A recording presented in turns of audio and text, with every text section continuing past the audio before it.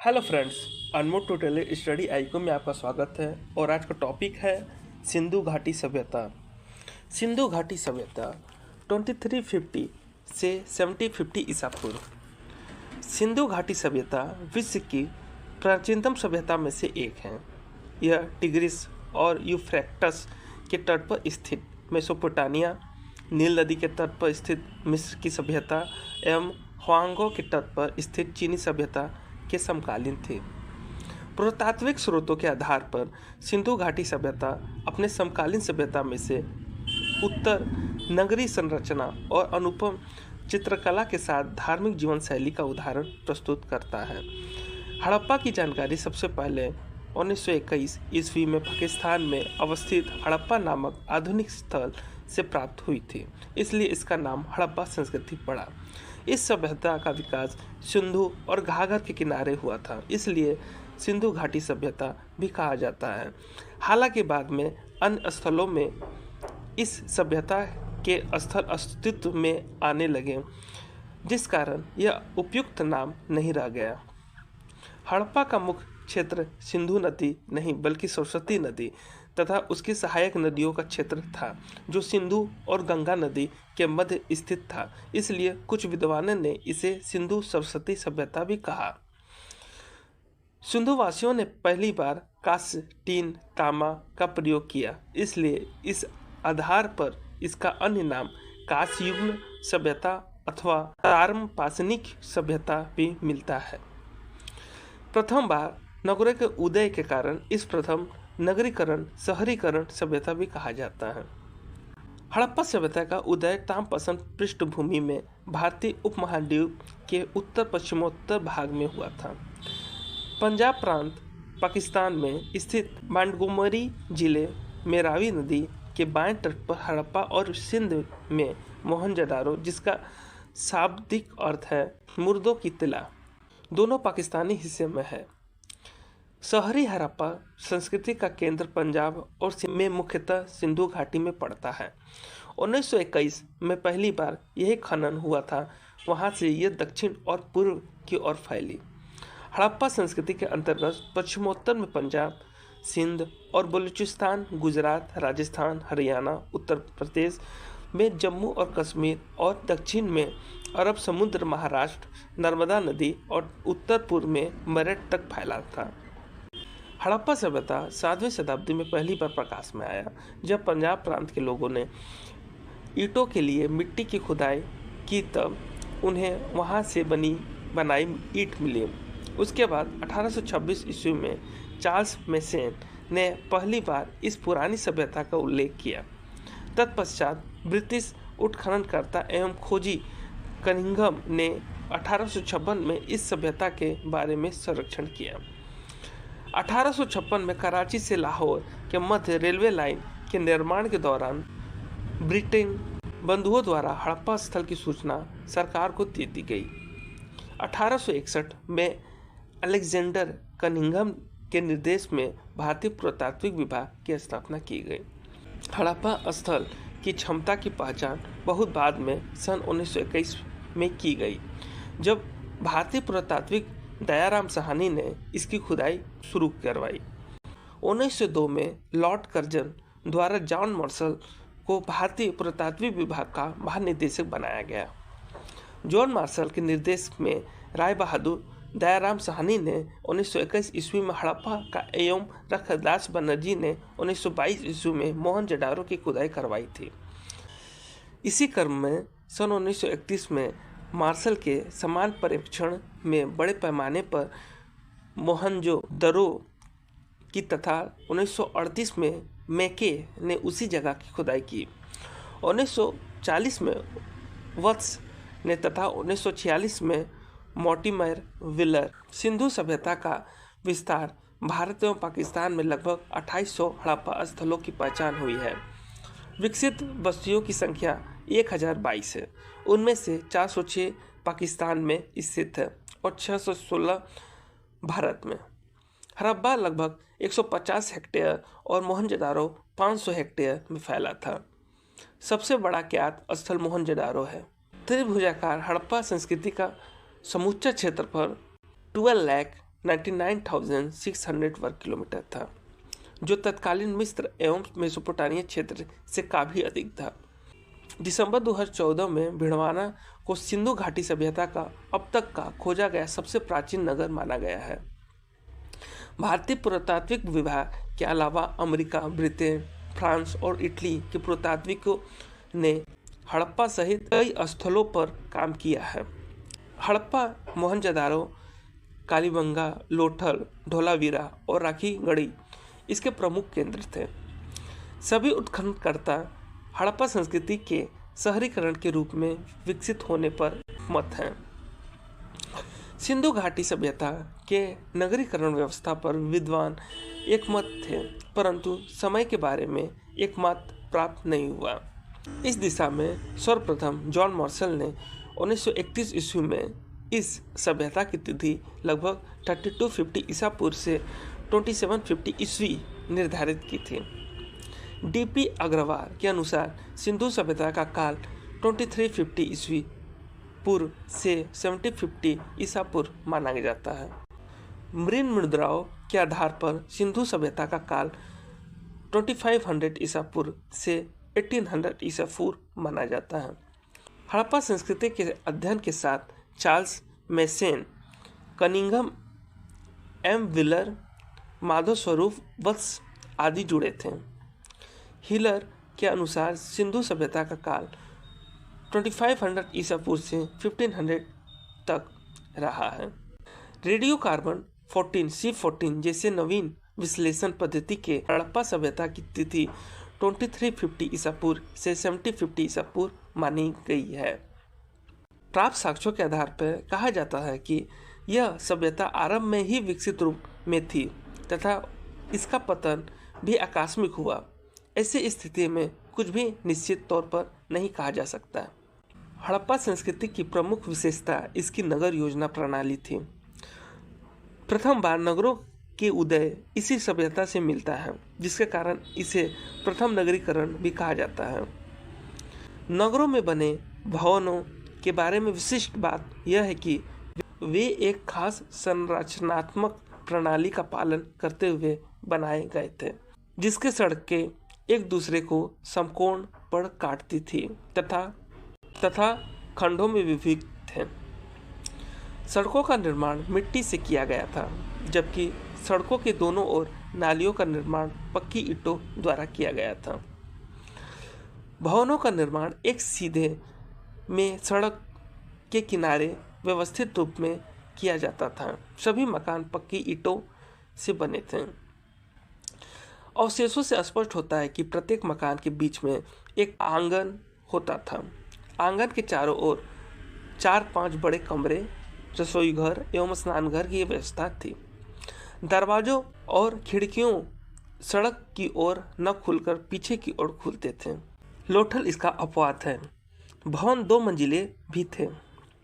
ईंटों के निर्माण का निश्चित अनुपात 4:2:1 था। यहाँ पर मिले भवन अलंकरण रहित हैं। केवल कालीबंगा में फर्श के निर्माण में अलंकृत ईंट के प्रयोग का साक्ष्य मिले हैं।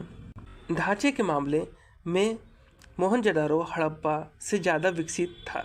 मोहनजोदारो का सबसे महत्वपूर्ण सार्वजनिक स्थान विशाल स्नानघर है, जिसमें तालाब शामिल है, जो गढ़ों टीलों में स्थित है। विशाल स्नानघर 11.88 मीटर लंबा, 7.01 मीटर चौड़ा और 2.43 मीटर गहरा है, जिसमें उतरने के लिए उत्तर तथा दक्षिण की ओर सीढ़ियां बनी हैं। कपड़े बदलने के लिए किनारे में कमरे थे। स्नानघर का फर्श पक्की ईंटों का बना है एवं इसके मध्य में स्नान कुंड स्थित था। ऐसा मानना है कि स्नानघर मुख्य रूप से धार्मिक स्नान के लिए था। यह जल पूजा का एकमात्र साक्ष्य है। धोलावीरा स्थल में पाए जाने तालाब का इस्तेमाल शायद उसी उद्देश्य के लिए किया जाता था। इसके लिए मोहनजोदारो के स्नानघर का उपयोग किया जाता था। मोहनजोदारो में सबसे बड़ा भवन 45.71 मीटर लंबा और 50.23 मीटर चौड़ा एक अन्न भंडार है। हड़प्पा के गढ़ में अन्नागार प्राप्त हुए हैं, जो ईंटों के बने चबूतरों पर 2 पंक्तियों में बने हैं। प्रत्येक अन्नागार 15.23 मीटर लंबा और 6.09 मीटर चौड़ा है। कालीबंगा में उसकी दक्षिणी हिस्से में प्राप्त ईंटों का चबूतरा संभवतः अन्नागर के लिए प्रयुक्त होता था। मोहनजोदारो की जल निकासी प्रणाली बहुत प्रभावशाली थी। सभी नगरों के प्रत्येक छोटे और बड़े मकानों में प्रांगण और स्नानघर होते थे। सड़कों के दोनों ओर जल निकासी के लिए नालियां का निर्माण पक्की ईंटों से किया गया था। कालीबंगा में कई घरों में अपने कुएं थे। घरों का पानी बहकर सड़कों तक आता था, जहां इनके नीचे मोरियां बनी हुई थी। ये मोरियां ईंटों और पत्थर की तख्तियों से ढकी रहती थी। हड़प्पा की जल निकासी व्यवस्था अनूठी है। शायद ही किसी अन्य समकालीन सभ्यता, मिस्र तथा मेसोपोटामिया की सभ्यता ने स्वास्थ्य पर इतना ध्यान दिया जितना ही हड़प्पा सभ्यता ने दिया। यद्यपि हड़प्पा सभ्यता के लगभग 1000 स्थलों में ज़्यादा स्थलों के बारे में जानकारी प्राप्त हो चुकी है। यद्यपि हड़प्पा सभ्यता के लगभग 1000 स्थलों भी ज़्यादा स्थलों के बारे में जानकारी प्राप्त हो चुकी है, लेकिन इसमें से केवल 6 की ओर नगर माना जाता है। ये है हड़प्पा, मोहनजोदारो सिंध और चन्होदारो गुजरात का लोथल, उत्तरी राजस्थान का कालीबंगा तथा हरियाणा के हिसार जिले में स्थित बनवाली है। वर्तमान में बहुत कम वर्षा वाला सिंध प्रदेश आज बहुत उपजाऊ नहीं है, लेकिन अतीत में समृद्ध गांव और कस्बों से ज्ञात होता है। यह प्राचीन समय में अत्यधिक उपजाऊ भूमि था। प्राचीन समय में सिंध क्षेत्र में अधिक प्राकृतिक वनस्पति थी, जो बारिश कराने में महत्वपूर्ण भूमिका अदा करती थी। क्षेत्र की उर्वरता की इससे भी अधिक महत्व कारण सिंधु नदी का वार्षिक जलमग्न होना था, जो कि हिमालय की सबसे लंबी नदी। नगर की सुरक्षा के लिए ईंटों से बनी दीवारों से संकेत मिलता है कि बाढ़ प्रति वर्ष आती थी। जल संग्रह के लिए बांधों से घिरे गबरबंद या नाला एक विशेषता थी, लेकिन धारा या नहर की इस्तेमाल संभवतः सिंचाई के लिए नहीं किया जाता था। बाढ़ उतर जाने पर नवंबर में सिंधु के लोग बाढ़ के मैदानों में बीज बोते और अगली बाढ़ से पहले अप्रैल में अपनी फसल गेहूं और जौ काट लेते थे। वहीं कोई कुदाल या हल नहीं पाया गया है। इस समय खेती के कार्यों में प्रस्तर एवं कांस्य धातु के बने औजार प्रयुक्त होते थे। लेकिन कालीबंगा में पूर्व हड़प्पा काल में मिले नालों से पता चलता है कि हड़प्पा काल में राजस्थान में खेती की जुताई होती थी। बनवाली में मिट्टी का बना हुआ एक हल खिलौना मिला है। हड़प्पा के लोगों ने बैल द्वारा खींचने वाली लकड़ी के हल का इस्तेमाल खेती में किया और इसके लिए ऊँटों का भी इस्तेमाल होता था। फसल की कटाई के लिए पत्थर की हांसियाँ का इस्तेमाल किया गया होगा। अभी तक 9 फसलों की पहचान हो गई है, जिसमें चावल, गुजरात, लोथल, राजस्थान जौ की 2 किस्में, गेहूं की 3 किस्में, खजूर, तरबूज, मटर है। इसके अतिरिक्त मटर, सरसों, तिल एवं कपास की भी खेती होती थी। गन्ने की कोई साक्ष्य नहीं मिला है। लोथल में हुई खुदाई में धान तथा बाजरे की खेती के अवशेष मिले हैं तथा आटा पीसने की पत्थर की चक्की के 2 पार्ट मिले हैं। पेड़ पौधों में पीपल, खजूर, नीम, नींबू एवं केला साक्ष्य मिले हैं।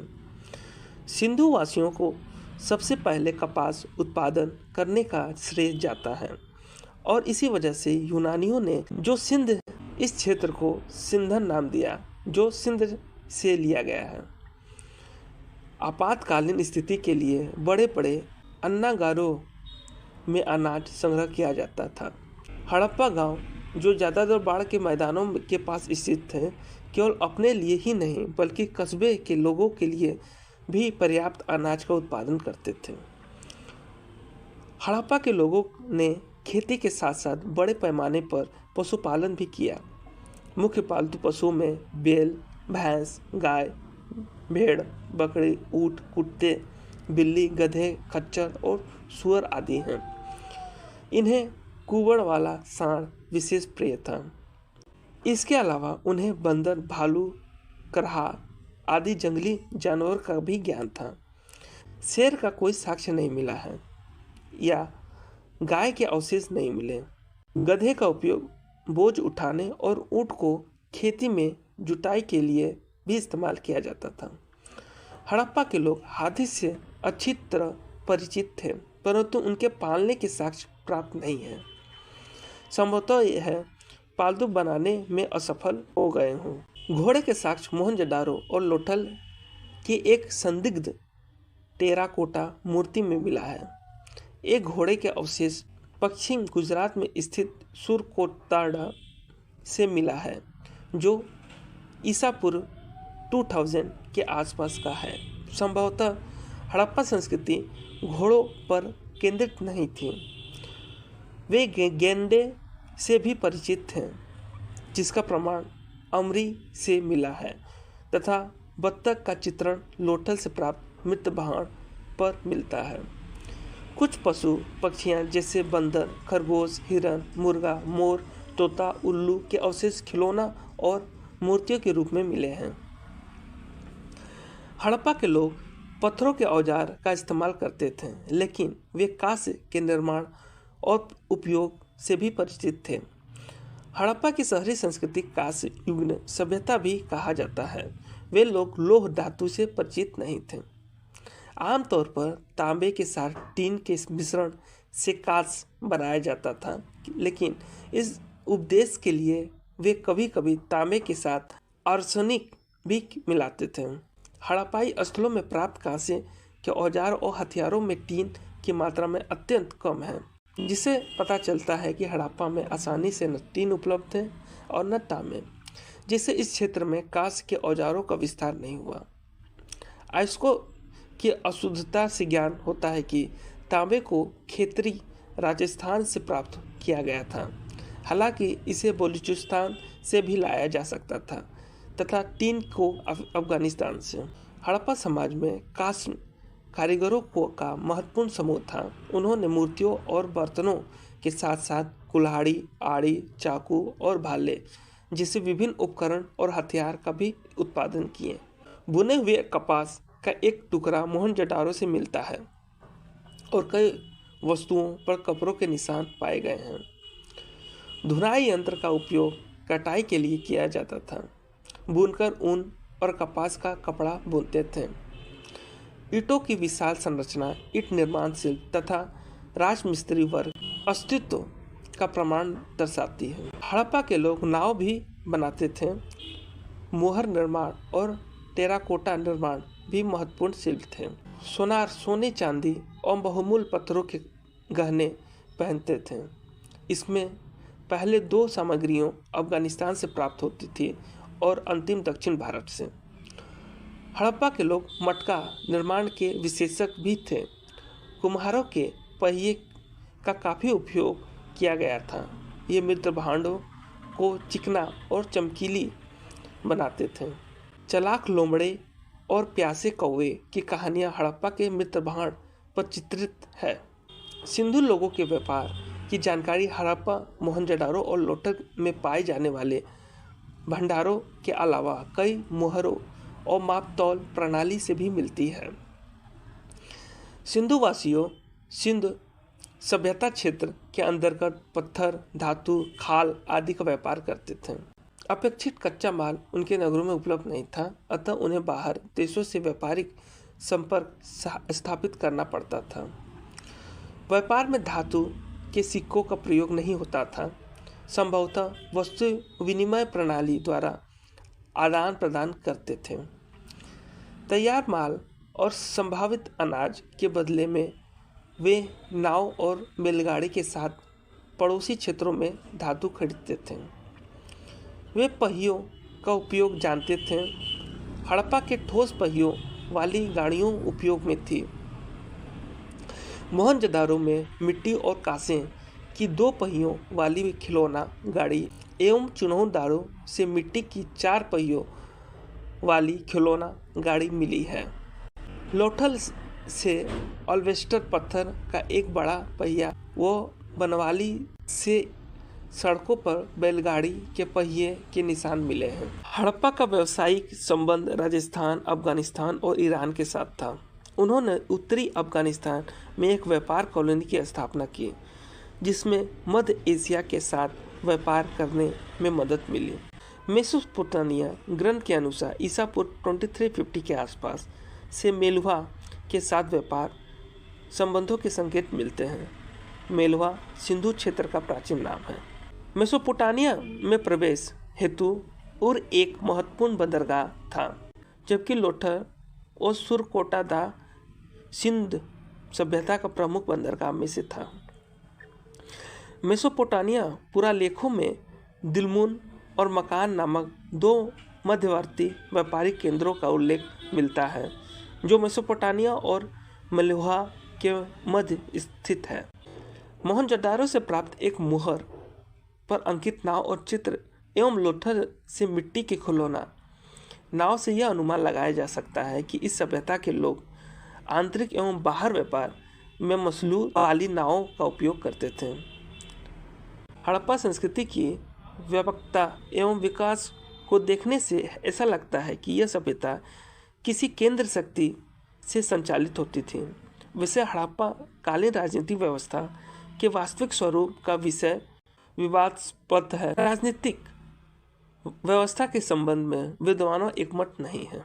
हड़प्पा कालीन व्यापारिक ढांचे से लगता है कि हड़प्पा वासी वाणिज्य की ओर से अधिक आकर्षित थे, इसलिए ऐसा माना जाता है कि संभवतः हड़प्पा सभ्यता का शासन व्यापारी वर्ग के हाथों में था। वाणिज्य प्रणाली दृष्टि से कहा जा सकता है मोहनजोदाड़ो का विशाल अन्न घर ही खजाना या राजकोष होता था। कर के रूप में अनाज एकीकृत किया जाता था। किलाबंदी कई शहरों की विशेषता होती थी। धोलावीरा में विशेषकर किलों के अंदर किले होते थे। किसी संगठित बल या अस्थायी सेना का कोई स्पष्ट अनुमान नहीं है, लेकिन पत्थरों और सुरकोटाड़ा के बर्तनों में सैनिक के चित्रण में अस्थायी सेना का अनुमान लगाया जा सकता है। हालांकि हड़प्पा में कोई हथियार नहीं था। किसी भी हड़प्पा स्थल पर किसी भी मंदिर का अवशेष नहीं मिला है, हालांकि पूजा के साक्ष्य मिले हैं। महान स्नान धार्मिक क्रियाकलापों को दर्शाता है, इसलिए यह कहना गलत होगा कि पुरोहित वर्ग ने हड़प्पा में शासन किया। ऐसा अनुमान है कि सिंधुवासियों की नगरीकरण संरचना तथा व्यापारिक स्तर पर उत्पादन के लिए कोई प्रशासन व्यवस्था रही होगी। सामाजिक व्यवस्था का मुख्य आधार परिवार था। मातृ देवी की पूजा तथा मोहरों पर अंकित चित्रों से यह परिलक्षित होता है कि हड़प्पा समाज सभ्यता मृत्सत्तात्मक था। दुर्ग मकानों के आकार व रूपरेखा तथा शवों के दफनाने और अंतिम संस्कार के विभिन्न ढंग से प्रतीत होता है कि समाज अनेक वर्गों जैसे पुरोहित, व्यापारी, अधिकारी, शिल्पी एवं मजदूरों में विभाजित रहा होगा। विभिन्न आवासीय संरचनाओं में हड़प्पा समाज में जो 2 कमरे वाले घर हैं, वे संभवतः कारीगरों और मजदूरों के लिए होते थे। सिंधुवासी शाकाहारी तथा मांसाहारी दोनों थे।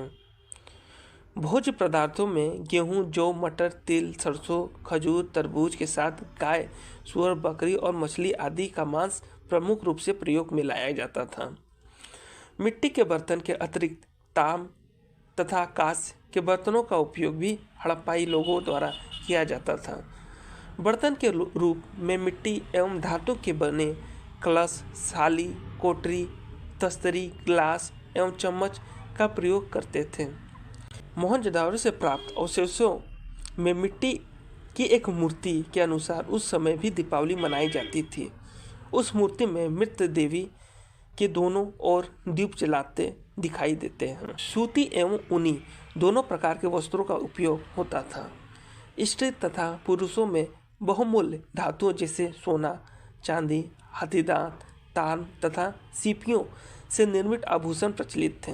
हड़प्पा संस्कृति में उनके धार्मिक जीवन की जानकारी मूर्तियों, मोहरे, मृदभांड, पत्थर तथा अन्य पदार्थों से निर्मित लिंग, कब्रिस्तान आदि से मिलती हैं। इसमें मोहनजोदारो का विशाल महान स्नानघर उनके जल पूजा का एकमात्र साक्ष्य है। मोहनजोदारो एवं हड़प्पा में भारी मात्रा में मिली मिट्टी मृण मूर्तियाँ मिली हैं। एक स्त्री मृण मूर्ति के गर्भ से एक पौधा निकलता हुआ दिखाया गया है। इसमें यह मालूम होता है कि हड़प्पा सभ्यता के लोग धरती को उर्वरता की देवी मानकर इसकी पूजा करते थे। सिंधु घाटी के पुरुष देवता मोहनजोदारो से प्राप्त एक मोहर पर 3 मुख वाले पुरुष देवता का चित्रण प्राप्त किया गया है। एक पुरुष ध्यान की मुद्रा में बैठा हुआ है। उसके सिर पर 3 सींग हैं। उसकी बाईं ओर एक गेंडा और भैंसा है तथा दाईं ओर एक हाथी, एक व्याघ्र एवं हिरण है।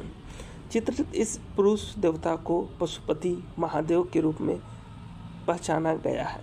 इसके अलावा हड़प्पा एवं मोहनजोदारो में मिले पत्थर के लिए लिंग और योनि से उनकी पूजा के प्रचलन में होने का प्रमाण मिला है। मोहनजोदारो से प्राप्त एक मोहर और वृक्ष पूजा के प्रमाण प्राप्त हुए हैं। मोहर पर पीपल की डालों के मध्य एक देवता का चित्रण मिलता है। सिंधु सभ्यता का पतन। इस सांस्कृतिक पतन का कोई एक कारण ढूंढना मुश्किल है। इसके पतन के लिए विद्वानों ने कई कारण बताए हैं, जैसे बाढ़, आर्यों का आक्रमण, जलवायु परिवर्तन, भूतात्विक परिवर्तन, व्यापारिक में गतिरोध, महामारी एवं साधनों का अधिक उपयोग आदि। विकसित हड़प्पा संस्कृति का अस्तित्व संभवतः 2550 ईसा पूर्व से 1900 ईसा पूर्व के मध्य रहा है, जो एक ही प्रकार के औजार, हथियारों, एक तरह की शहर योजना, एक जैसे मोहरे, एक तरह के टेराकोटा तथा घरों का प्रयोग करती थी। मोहनजोदारो काल में कुछ समय बाद बर्तनों में परिवर्तन दिखते हैं। ईसा पूर्व 19वीं सदी तक हड़प्पा संस्कृति के 2 महत्वपूर्ण शहर हड़प्पा और मोहनजोदारो गायब हो गए, लेकिन अन्य स्थल गुजरात, राजस्थान, हरियाणा, पश्चिमी उत्तर प्रदेश के बाहरी क्षेत्रों में हड़प्पा संस्कृति ईसा पूर्व 1500 तक जीवित रही। सिंधु नदी का बाढ़। सिंधु सभ्यता के पतन का प्रमुख कारण बाढ़ माना जाता है। मार्शल ने मोहनजोदारो मैके ने चुनावदारो तथा SR राव ने लोथल के पतन का प्रमुख कारण बताया है। आर्यों का आक्रमण। व्हीलर, गार्डन, चाइल्ड, मैके, पिगनट आदि विद्वानों ने सिंधु सभ्यता के पतन का कारण आर्यों का आक्रमण माना है, जो मिथक साबित हुई। महामारी। अमेरिका इतिहासकार कैनेडी के अनुसार मोहनजोदारो के नर कंकाल मलेरिया जैसी किसी बीमारी से ग्रसित थे। जलवायु परिवर्तन। आर्यल स्टाइल और अमलानंद घोष आदि विद्वानों के अनुसार जंगलों की अत्यधिक कटाई के कारण जलवायु में परिवर्तन आया। राजस्थान क्षेत्र में जहां पहले बहुत वर्षा होती थी, वहीं वर्षा कम होने लगी। भूतात्विक परिवर्तन। MR Sahni, RL Raikes, George F Dales Sindhu सभ्यता के पतन में भूतात्विक परिवर्तन के प्रमुख कारण मानते हैं। भूतात्विक परिवर्तन के कारण नदियों के मार्ग बदल गए, जिससे लोगों में सिंचाई, पीने के पानी आदि का अभाव हो गया। इस कारण वे अपने अपने स्थानों को छोड़कर दूसरे स्थानों पर चले गए। व्यापार में अवरोध। WF अल्वर्ड ने सिंधु सभ्यता का अंत लगभग 1750 ईसा पूर्व में विदेशी व्यापार गतिरोध को बताया। ईसा पूर्व 2000 के आसपास एलाम मेसोपोटामिया की पूर्वी सीमा तथा ईरान के एक महत्वपूर्ण हिस्से में फैला था। एक शक्तिशाली राज्य के रूप में उभरने से हड़प्पन सामग्री का मेसोपोटामिया में आयात निर्यात बाधित हुआ। ईसा पूर्व 2000 के आसपास एलाम मेसोपोटामिया की पूर्वी सीमा तथा ईरान में एक महत्वपूर्ण हिस्से में फैला था कि एक शक्तिशाली राज्य के रूप में उभरने से हड़प्पन सामग्री की मेसोपोटामिया में आयात निर्यात बाधित हुआ। इस तरह आपने सिंधु घाटी सभ्यता टॉपिक समझा। अगर मेरा मेहनत आपको पसंद आया तो आप मेरे चैनल को लाइक और सब्सक्राइब करते रहें। धन्यवाद।